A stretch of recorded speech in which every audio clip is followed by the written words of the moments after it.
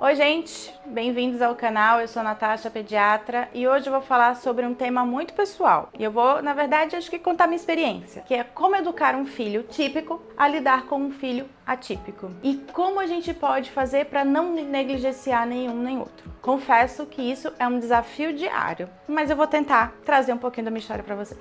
Uma das lições que eu aprendi foi que a comunicação é a chave. Na verdade, a transparência eu acho que é a chave. A partir do momento que você aceita o diagnóstico e que ele passa a ser parte do seu dia a dia, é transformar isso em mais uma coisa do seu dia a dia. Torná-lo simplesmente um pequeno pedaço da sua família e não o todo. Eu acho que esse processo aqui em casa foi muito importante. A partir do diagnóstico, eu sempre fui muito transparente com toda a minha família e dentro de casa com o irmão. Como o diagnóstico de Davi foi com 5 anos, Antônio na época tinha 4, então para ele era muito difícil entender. Então, a gente não entrou nesse processo, né, de o que é autismo, o seu irmão é diferente, tem isso, tem aquilo de diferença. Mas o que foi importante naquela época, que a partir do momento que ele teve o diagnóstico, o Davi teve o diagnóstico de autismo e passou a ter zilhões de terapias, muitas horas de terapia, eu passei a me ausentar mais de casa justamente para dar essa atenção. E confesso que no começo a gente entra no mundo e numa preocupação tão grande que eu,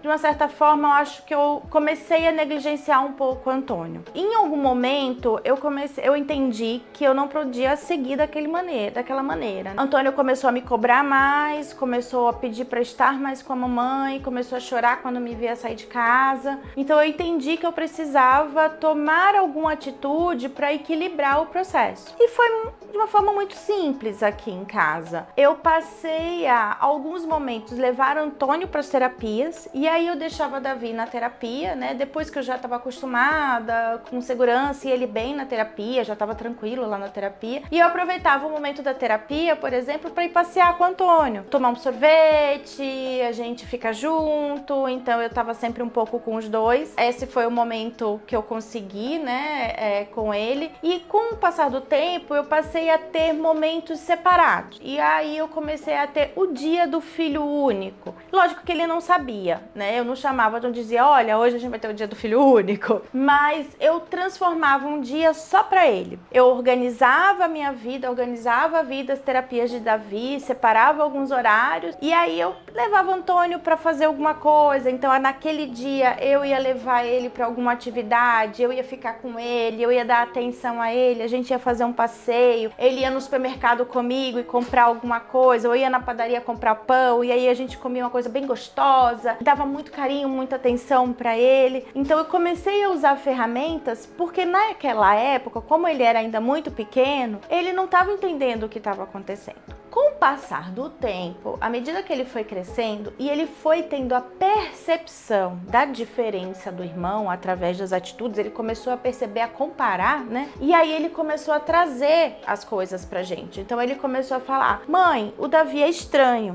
E eu lembro que ele falou, o Davi é esquisito. E quando ele trouxe isso em 2 momentos, eu falei, pronto. Agora é a hora da gente sentar e conversar. Junto com a equipe de Davi, eu trouxe isso para a terapeuta dele na época, e junto com a equipe a gente criou uma historinha social de cérebros. E aí foi o momento onde a gente decidiu também introduzir para Davi as diferenças dele, que até aquele momento a gente não tinha abordado. Ela na época criou um livrinho muito legal, que era um livrinho dos cérebros são diferentes, e aí ela colocou vários cérebros diferentes, coloridos, enfim, tudo mais. E aí a história era, cada um tem um cérebro diferente do outro. Algumas pessoas têm cérebros muito parecidos e outras têm cérebros muito diferentes. E que a gente nascia assim. E que o Davi tinha nascido com um cérebro diferente. E acabou que foi até engraçado, porque o cérebro de Davi era todo colorido, né? Os outros cérebros, eles eram pouco coloridos, eles eram tipo cores únicas. E aí Antônio disse, então eu quero um cérebro igual a esse, colorido e diferente. Mas aí a gente foi trazendo essa forma. E Davi absorveu aquilo com uma naturalidade, gente, que vocês não têm noção. E ele passou a usar. E porque a gente começou a dizer,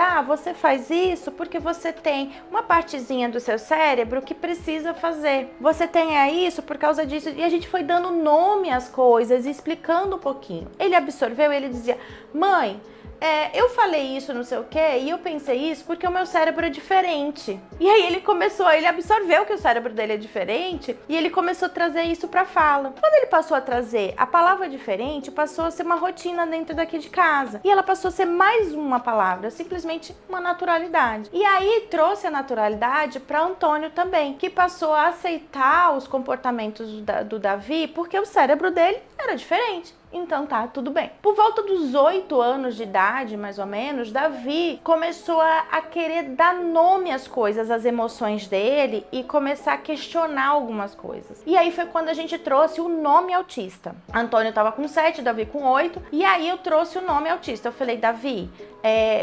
você está dentro do transtorno do espectro autista, você é um autista. E ele falou, mãe, o que é o autista? E aí eu fui contar pra ele, né? O autista é uma criança que nasce com uma dificuldade assim, porque lembra, seu cérebro é diferente. Por que ele é diferente? Porque ele tem isso. E aí eu trouxe isso pro irmão. Eu falei, seu irmão, ele é autista. Então, Antônio, ele vai ter essa dificuldade. E quanto mais eles foram crescendo e a maturidade, a idade foi permitindo usar palavras mais profundas, falar de temas mais profundos, a gente foi abordando e aprofundando aqui em casa. Para mim, aqui em casa, educar os dois foi muito transparente. E eu acho que é uma orientação, uma dica, um conselho que eu dou para vocês. Sejam sempre muito transparentes com os filhos de vocês. Eu acho que isso ajudou muito. O preconceito, a raiva, Antônio entende as necessidades de Davi, ele entende as dificuldades, ele entende o porquê que ele precisa de mais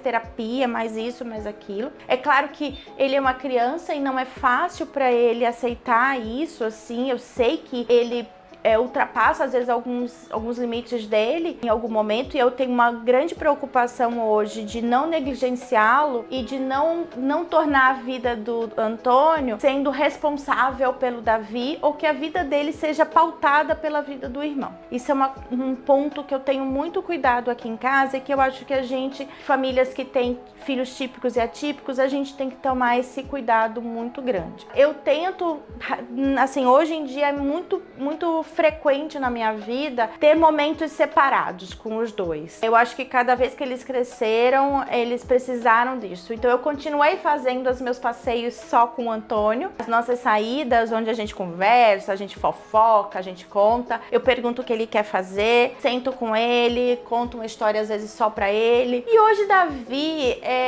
ele naturalmente sabe que ele recebe mais atenção pelas necessidades que ele tem. Então é até muito legal, porque Davi faz, mãe, Antônio tá precisando da sua atenção, ele quer ficar lá com você, vai lá, ele tá te chamando. Então o próprio Davi faz esse processo, sabe, não, dê atenção pra ele que ele tá precisando. Aqui em casa foi muito natural por causa da transparência, e eu fui passo a passo trazendo isso, mas eu sempre fui acho que a palavra é verdadeira. Eu sempre fui muito verdadeira com os meninos. Eu não menti sobre o diagnóstico, eu não menti sobre as dificuldades. Eu converso com o Davi, eu pergunto sobre as dificuldades, sobre as sensações, experiências, e pergunto para Antônio também sobre as dificuldades que é ter um irmão autista, o que ele pensa, como que ele age. Mas vou ser bem sincera, hoje Antônio, ele lida muito bem com isso de uma forma geral.